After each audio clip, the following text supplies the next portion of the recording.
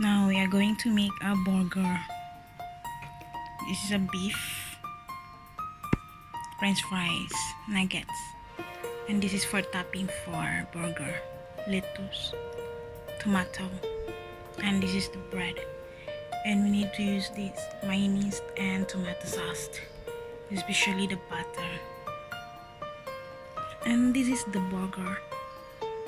I just cut into half. Let it become like this. Then I toast it for a while.